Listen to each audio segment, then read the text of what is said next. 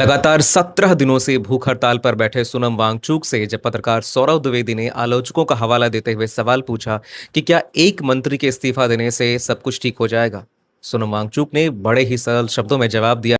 बिल्कुल नहीं, मगर एक शुरुआत होगी जवाबदेही की।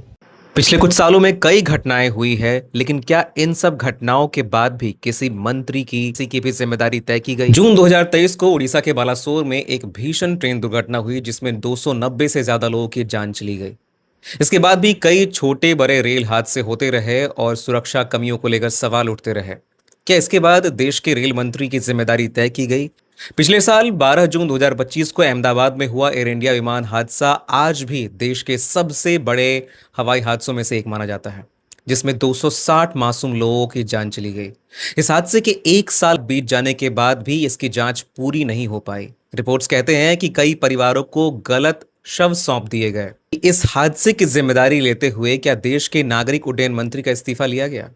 जीएसटी के कॉम्प्लिकेटेड एप्लीकेशन से छोटे व्यापारियों को हुई परेशानी, भर में रुपए का लगातार कमजोर होना, इन्वेस्टर्स पर short term capital gain tax सहित कई टैक्स लगाना। साल 2024 में सुप्रीम कोर्ट का यह कहना कि इलेक्टोरल बॉन्ड यानी चुनावी चंदा असंवैधानिक है, देश भर में इसको लेकर के आवाजें उठी। इन सब के बावजूद निर्मला सीतारमण को बीजेपी ने लगातार देश का वित्त मंत्री बनाया। एथेनॉल मिले हुए पेट्रोल से कई लोगों की गाड़ियां खराब हुई, माइलेज गिरी। संबंधित मंत्रियों से सवाल पूछा गया तो जवाब ये आया कि ये सब एंटी नेशनल है।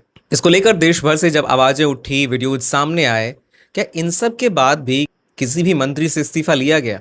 14 फरवरी 2019 को पुलवामा आतंकी हमले में देश के 40 जवान शहीद हो गए।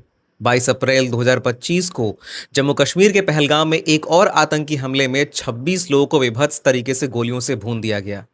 क्या ये घटनाएं देश की सुरक्षा में भारी चूक नहीं थी? क्या इन हमलों के बाद देश के गृह मंत्री ने अपना इस्तीफा दिया? आपको बता दें कि 26/11 मुंबई आतंकी हमले में जिसमें 166 लोगों की निर्मम हत्या हुई, हमले के ठीक 4 दिन बाद 30 नवंबर 2008 को तत्कालीन केंद्रीय गृह मंत्री शिवराज पाटिल ने इस्तीफा दिया और बाद में महाराष्ट्र के गृह मंत्री को भी अपना पद छोड़ना पड़ा। लेकिन शायद अब सरकारों को लगने लगा है कि इस्तीफा देना मतलब सबके सामने कमजोर पड़ना, झुक जाना है।